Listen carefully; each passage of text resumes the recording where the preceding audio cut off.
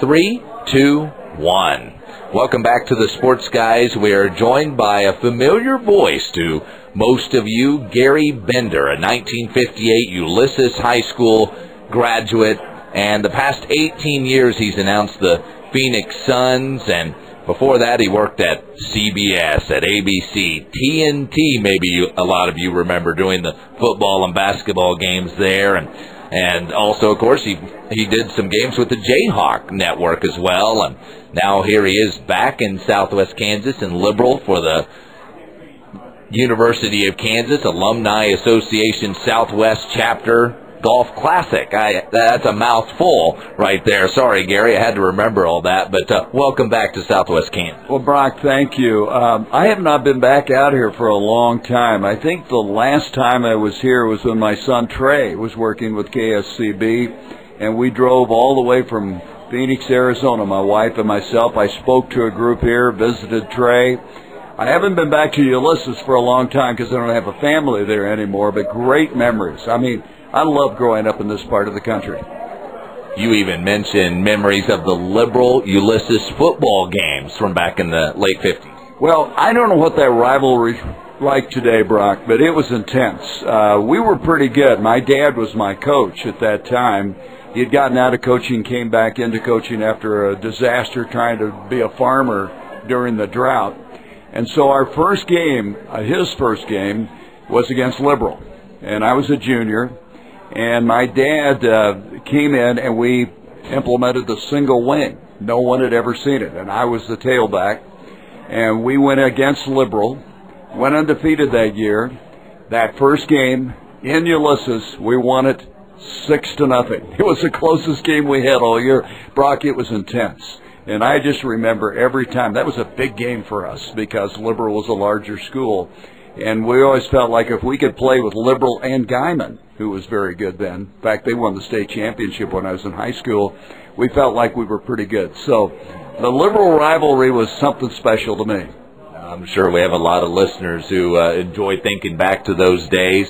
Now, when you come from Southwest Kansas and move up in the broadcasting world as you have, what maybe were some things you brought with you, some morals, some things that I know you're very devout Christian, some things you brought with you from Southwest Kansas that might have helped you move on up in that world?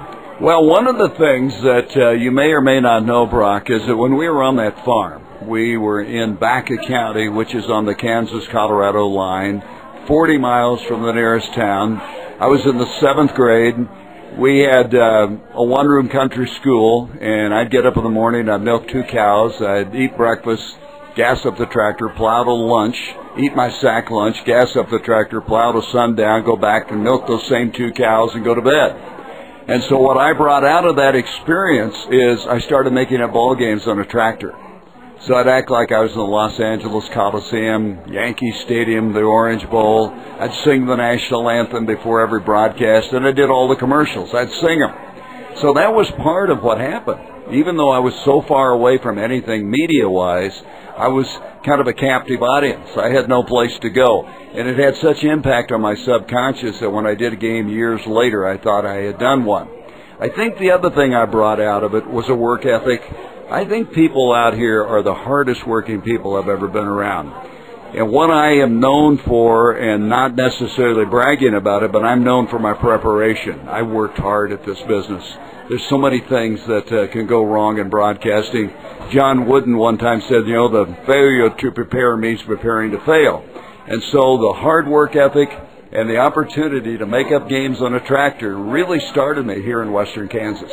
Well, and your preparation paid off. And where was the point where you realized, hey, now I'm announcing these events I dreamed about once on the tractor in Baca County? Well, it's a great responsibility. I went to the network in 1975 with CBS and had an experience, which I'll tell you about, that proved to me that it's a long ways from Ulysses, Kansas to this game. I was doing the game that was called the Hail Mary Pass when Roger Staubach hit Drew Pearson. It was in Bloomington, Minnesota, the Purple People Eaters against the Doomsday Defense, working with Johnny Unitas.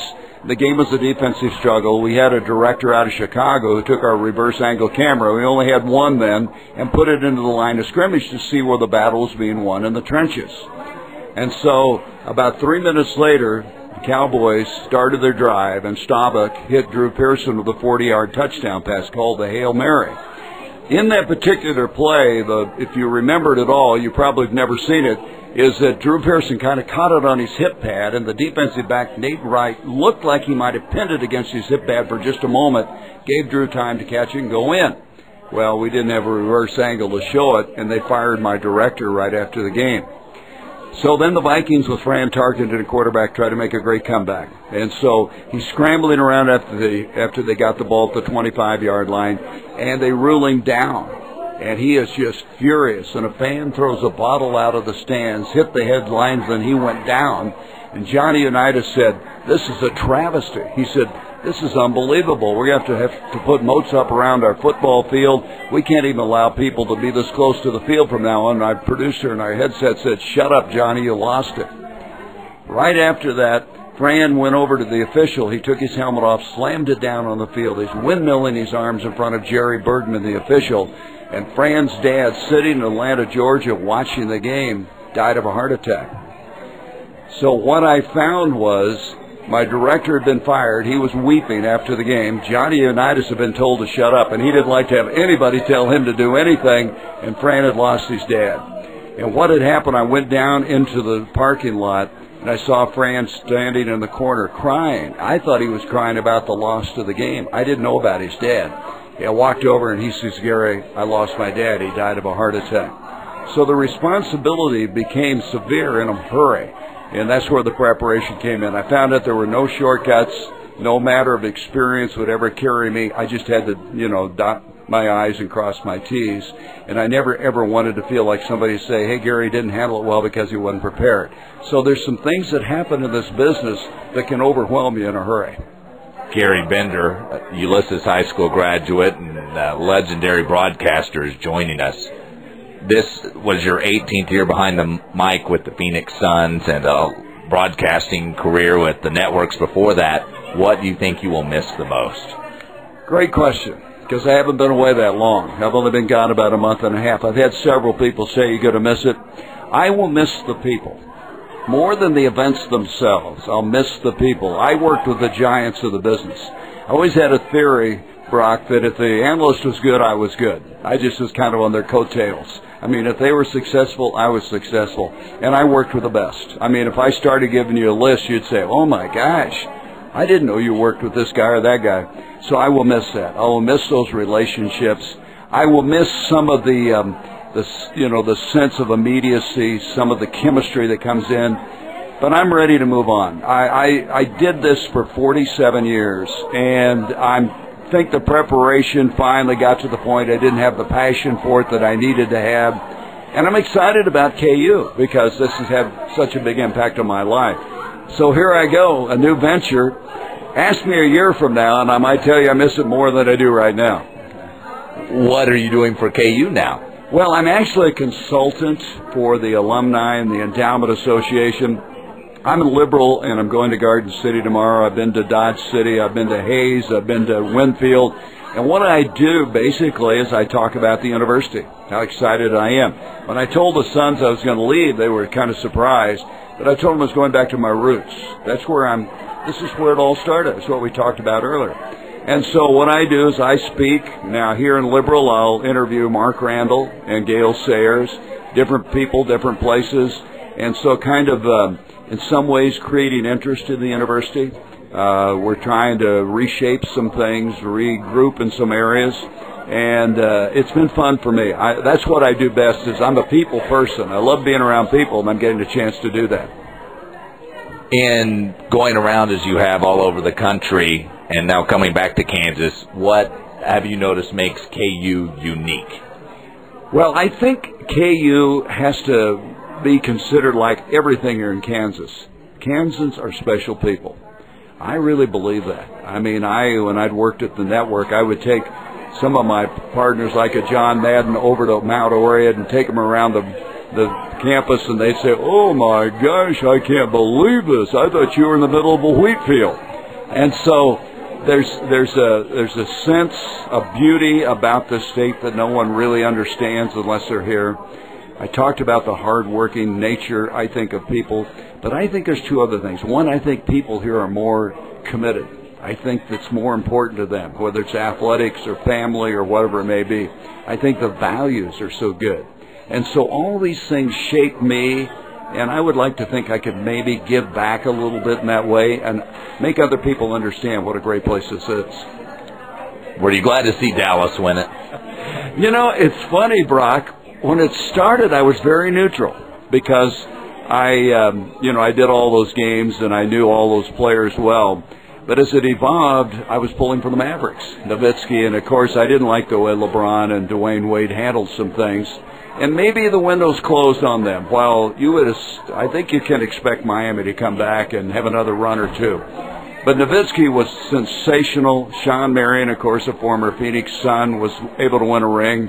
And I thought it was wonderful for Mark Cuban. A lot of people don't know what to think of Mark Cuban.